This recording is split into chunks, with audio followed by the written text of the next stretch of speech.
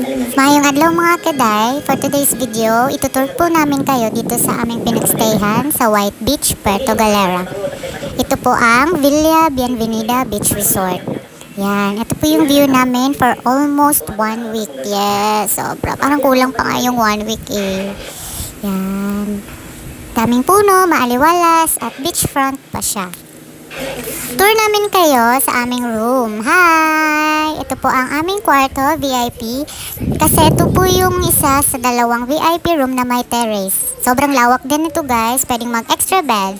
Hi mother! Yan. Meron po siyang mini ref and TV.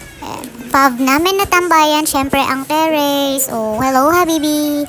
View niyo po ang pinakamagandang dagat. Ang kanilang family room. Good for 6 packs. Yan, laki o, ang lawak. Tapos, ang ganda pa ng CR nila. Meron silang hot and cold shower. Lahat ng CR dito meron. Ito po yung bed nila. May mga toiletries na. Good for 6 packs po ito. Family room. Sobrang lawak nito guys. So, pag-anim, yes, kasya siya. Hi! Ito po yung pinakalabas nyo. At sobrang lapit lang ito sa dagat. Nandun lang yung dagat. Ayun na. Tapos ito na yung kubo. Sige.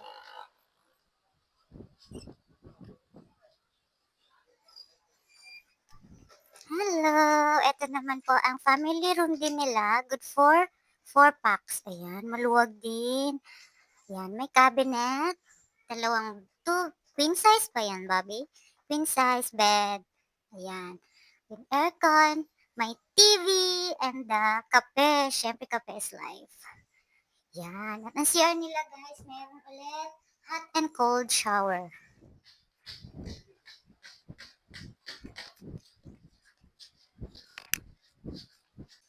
Ito po yung rooms nila guys. May family, may 2 packs, may 4 packs. Ayan, hanggang dun. Tapos, meron din silang mga kubo na pwede tambayan. Ayan, may bagong gawa para may tambayan ulit. 3 kubo po yan. Ito po yung paligid. O diba? Sobrang ganda. Sobrang aliwalas. Dito naman, ito yung kitchen nila na pwede kayong magluto.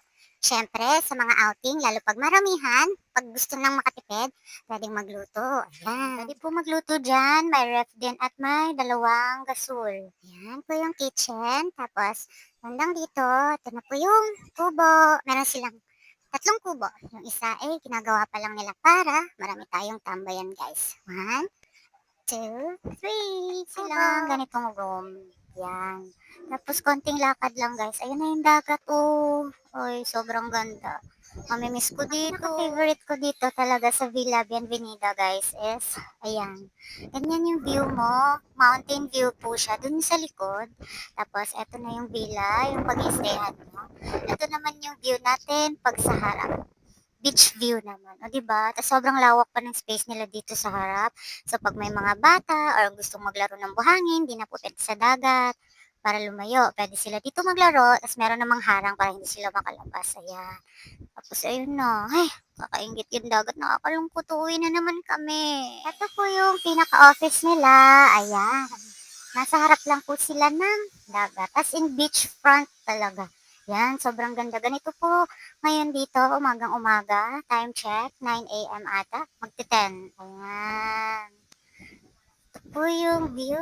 Look at the view, guys. Oh, sunbathing, bathing, bathing. Ano ba yun? Lakad lang ng onte. Ito na yung dagat. Diba? Sobrang ganda.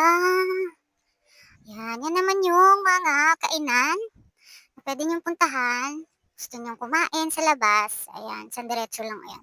Yan yung lalakaran niyo, makikita niyo na yung dagat.